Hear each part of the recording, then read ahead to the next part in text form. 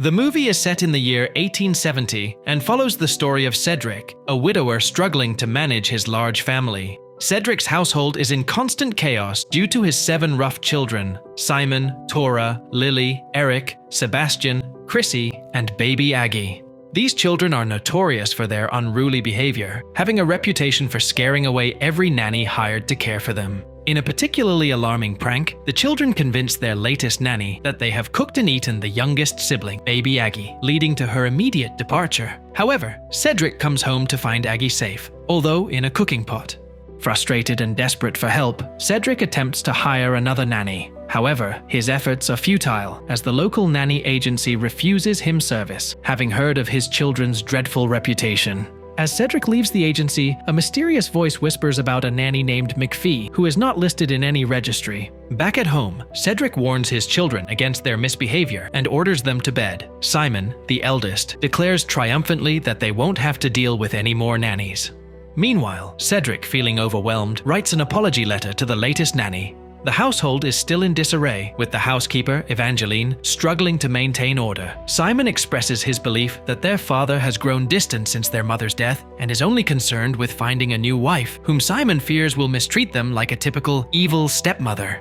Cedric's worries are compounded by a threat from their great-aunt Lady Adelaide, who insists that he must gain control over his children and remarry within a month, or she will cut off their financial support. This is a dire situation, as losing the allowance would mean the loss of their home and the older children being sent to work. Amidst this turmoil, the children tie up the house cook, Mrs. Blatherwick, and continue their noisy behavior in the kitchen. That night, amidst a raging storm, a peculiar and mysterious woman appears at their doorstep. This woman introduces herself as Nanny McPhee, a government-appointed nanny. Her appearance is striking and unusual, marked by numerous imperfections including a bulbous nose, a snaggletooth, drooping earlobe, warts, a unibrow, and unkempt hair. Despite her unconventional appearance, Cedric, driven by desperation, invites her into their home. Nanny McPhee confidently asserts that she possesses the necessary skills to reform the children's behavior, indicating that her presence is exactly what Cedric's family requires. Upon entering the kitchen, Nanny McPhee introduces herself, but the children, in their usual bad manner, pretend not to hear her.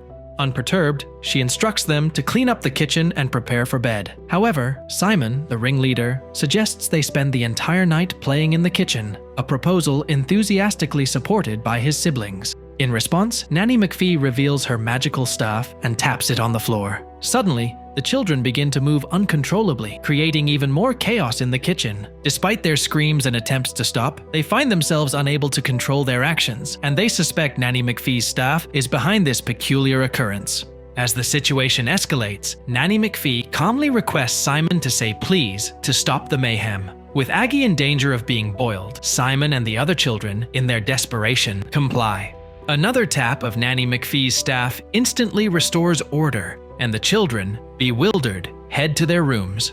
While getting ready for bed, Simon convinces the other children to continue with their defiant behavior, confident they can drive Nanny McPhee away just as they did with the previous 17 nannies. In a show of defiance, the children introduce themselves to Nanny McPhee with made-up humorous names. However, they are taken aback when Nanny McPhee bids them goodnight using their real names. Before leaving, she mysteriously tells them that she will remain with them as long as they need her but do not want her, and will leave once they want her but no longer need her. Simon asserts that they will never want her, to which she responds that she will then never leave. Simon, undeterred, vows to the others that they will get rid of her the next day. Nanny McPhee then informs Cedric that she has successfully put the children to bed, a claim he finds hard to believe given their history. Intrigued, Cedric follows her and inquires about her terms of employment. She explains that she is there to teach the children 5 important lessons, with the first one already accomplished, going to bed when told. She also mentions her need for Sunday afternoons off. The following morning, Nanny McPhee attempts to wake the children, offering them half an hour to prepare for some healthful fresh air before breakfast. After she leaves, Simon thinks another evil plan. Meanwhile, Nanny McPhee informs Cedric that the children will be confined to their beds all day as a lesson. Returning to the children's bedrooms, she finds them with their faces painted, claiming illness as an excuse to stay in bed. Nanny McPhee feigns sympathy for their supposed sickness, agreeing that they must remain in bed. The children are initially pleased with their successful ruse. However, after Nanny McPhee taps her staff on the floor and exits the room, they shockingly discover they are physically unable to leave their beds. As the story continues, Cedric, the widowed father, faces increasing pressure. He receives a stern letter from Aunt Adelaide, insisting that he must remarry within a month. This demand puts Cedric in a difficult position, prompting him to start considering potential brides. One of the women he thinks about marrying is Selma. Meanwhile, Nanny McPhee takes a firm approach with the children's feigned illness. She enters their bedroom carrying a large bottle of medicine, declaring that they must consume it to cure their supposed sickness. Reluctantly, and with much distaste, Simon and the other children are made to swallow a spoonful of the unpleasant thing. Later, Nanny McPhee instructs the cook to prepare a particularly unappetizing broth for the children, ensuring they eat it as part of their lesson. In a surprising turn of events, Cedric hears his children politely say "please" for the first time, leading to the disappearance of one of Nanny McPhee's warts. Nanny McPhee then informs Cedric that they have successfully completed the second lesson, which is to get up when told. The next significant challenge arises with the impending visit of Aunt Adelaide for tea. Cedric hopes for the children to exhibit their best behavior, but the timing coincides with Nanny McPhee's day off, as it is a Sunday. Aunt Adelaide arrives and discusses with Cedric her intention to take one of the children into her custody, a promise she had made to Cedric's late wife. Little Chrissy overhears this discussion and quickly informs Tora. In an attempt to stop Adelaide's plans, the children dress the farm animals in their clothes, hoping to deceive her. However, the prank backfires, and Adelaide becomes furious upon seeing a donkey wearing her hat. The children, terrified at the thought of losing one of their own, desperately call for Nanny McPhee's help. Magically sensing their need, Nanny McPhee strikes the floor with her staff, causing the donkey to start dancing.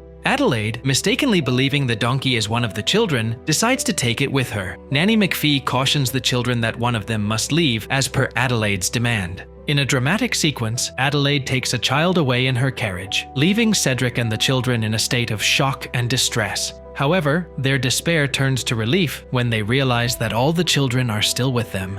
It is revealed that Adelaide has unwittingly taken Evangeline, the housekeeper, instead.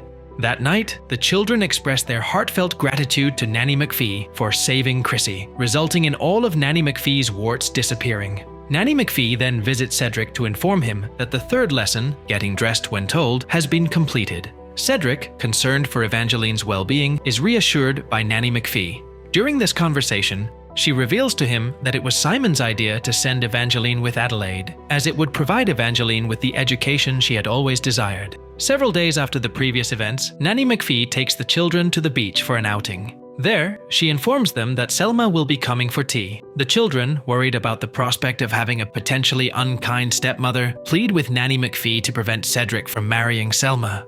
Nanny McPhee expresses her inability to intervene directly in Cedric's decisions, but she hints that Simon might have the power to influence the situation. The following day, Simon seeks out his father in his office to discuss Selma. Cedric dismisses Simon's concerns, stating that Selma is merely a friend and that it's not Simon's place to meddle in adult matters. Frustrated, Simon challenges this, asserting that it becomes his business if Selma is to become their new stepmother.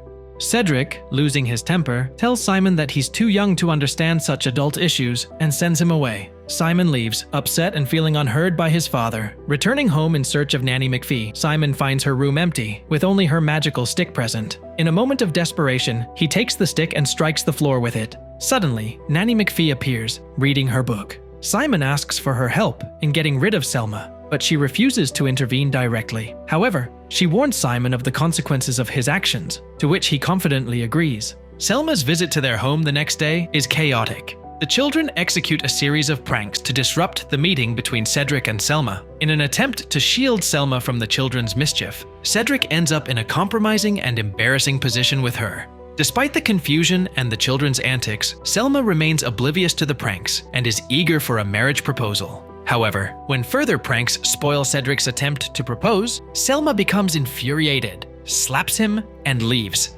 vowing never to see him again. That night, a disheartened Cedric confesses to the children that he can no longer support the family on his own. He explains that Aunt Adelaide's financial assistance is crucial and that her condition for continuing it is his remarriage. Without her support, they risk losing their home and the children being sent to work. Cedric apologizes and leaves the room, weighed down by the situation. The children, regretting their actions, beg Nanny McPhee to magically reverse the day's events.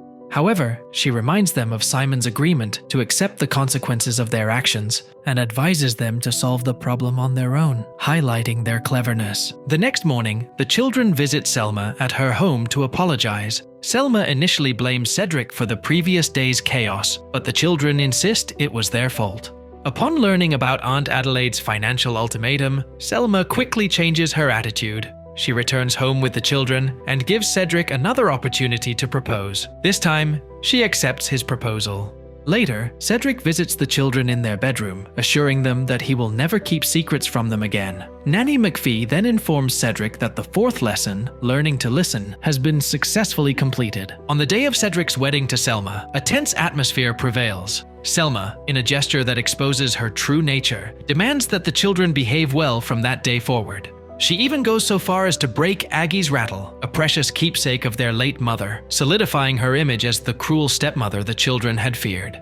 Nanny McPhee observes these developments from a distance, aware of the unfolding drama. The wedding day takes an unexpected turn with the arrival of Adelaide, who brings along Evangeline. To everyone's surprise, Evangeline has undergone a remarkable transformation into a refined, well-mannered lady. As the wedding ceremony progresses, Selma sternly instructs the children to behave. In response, Aggie amusingly mimics Selma, saying "beehive" instead of "behave."